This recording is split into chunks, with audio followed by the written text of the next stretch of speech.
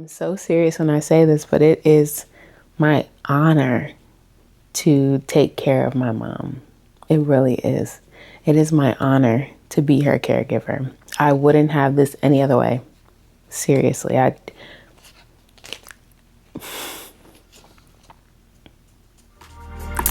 baby girl. It's Klo. Kloé. With the fro. Hey, Klo. Hey, sweetie pea. It's Klo. With the Fro. With the fro. Kloé. Oh snap, is that Klo? It's Klo. I'm going to try my best to be not scripted and authentic. I tried to write down like all these notes and I'm already hating trying to read off this card. Because it's different when I'm just telling the story. And so I'll do my best to just tell it. I thought that I was living through my Job season, my hard season of life. And then my mom had a brain bleed and almost died. So here we are. Here I am, wanting to tell this story, wanting to tell our story. But I'd love to just give a little background into who I am, who my mom is, and our relationship, and kind of paint like a picture of what life was before. She is a musical songbird. That's where I get it from. I've watched my mom, be a choir directress my entire life. Music is ingrained into my family.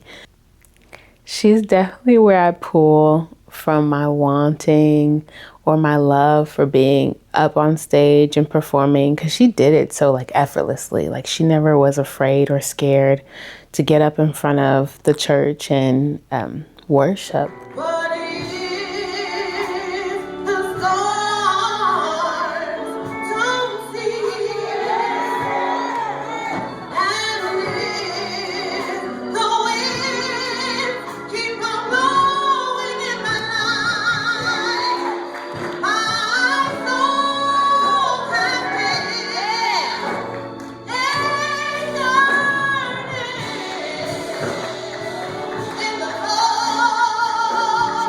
I can get up and do that too. It kind of empowered me to also feel brave enough to get up and perform for all my school plays. And when it was time to get up and do a song at church or do a speech for church. And outside of music, my mom is a caregiver. She's been a caregiver her entire life. She's always caring for someone else. My brother has special needs, so she's been his caregiver.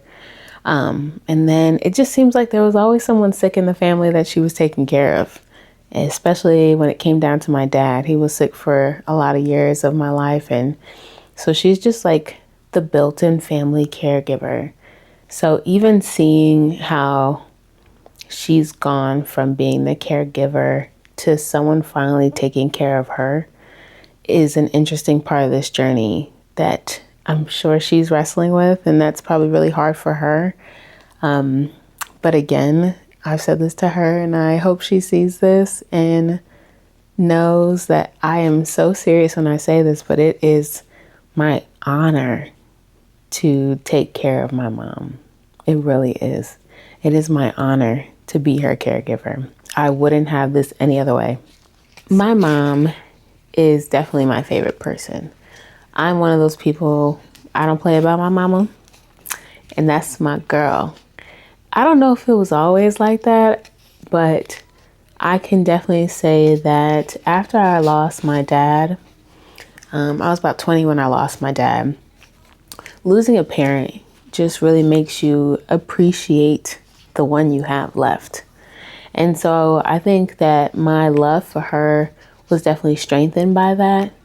And also, I don't know, I kind of feel like since then, I not only started clinging to her more, but I also started to prepare to lose her, if that makes sense. If you've ever lost a parent, maybe you understand what I'm saying, but it's like I was caught off guard by the first one. And so I've kind of always tried to set myself up to realize and understand that like she's not going to be here forever, and I should cherish her while she is here. And I should prepare myself for the day that she's not here anymore. And so because of those things, I've been glued to that lady. I love her. Even though I've been off living my own life. I was living in Minnesota and she's still in North Carolina. And so we were really far away, the farthest we've ever been from each other. Besides when I was working on cruise ships on land, this is the farthest we've lived away from each other. And that was definitely difficult, especially as I'm getting older, she's getting older. You kind of just want to be with your parent more. So as my mom is getting older, she's now, as I call, falling apart.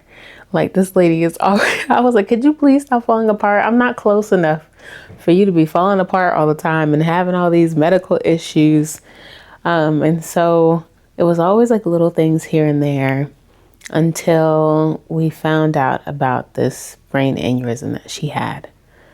And I guess the one thing I can say I regret is, I don't know if I can say I didn't take it seriously, but I don't think I took the time to educate myself enough on what it was, the possible risks. It was one of those moments where I knew it was serious, but I kind of just wanted to throw it in the back of my brain and not think about it because I didn't want to get caught up on, oh gosh, like what's going to happen to her. So I kind of just wanted to like forget about it. And I'm like, all right, well, it wasn't presenting itself as some imminent threat at the moment. You know, that's what she was telling me. That's what the doctors had told her. So just kind of was like, okay, well, keep me up to date. And that was just it. It was just like this thing we knew she had, but we were kind of just waiting around to see where it went, you know. And I know that sounds crazy, which I was saying. I was like, what do you mean we're just going to wait? Wait until what? But that's what was recommended. So this thing was always there, but we didn't talk about it a lot. So why am I sharing this? Why am I doing this?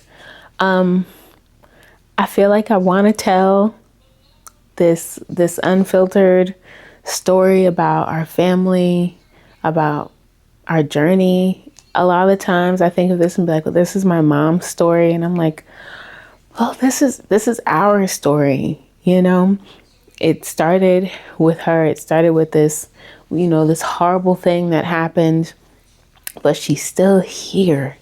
Thank God she's still here. And now this is our new life together. And there's so many things that happened along the way, so many things that I learned, just being an advocate for someone. What a journey that was. And now being someone's caregiver, what a journey this is. And I hope that this resonates with somebody. This is a very different road to volunteer, to be on. And maybe you didn't volunteer. Maybe this just fell into your lap. But to be a caregiver is not for the weak, for sure. And I hope that this finds someone, this starts a community of people where we can share stories and lean on each other. And it could be any type of caregiver, but I'm wondering how many people out there are also dealing with what we're dealing with, a traumatic brain injury, dealing with something affecting the mind, not just the body. And how's that experience been? So if you made it to the end of this first little episode, thanks for watching. And next week, I'm going to touch a little bit more on how we ended up in the hospital in the first place and the decision that changed everything.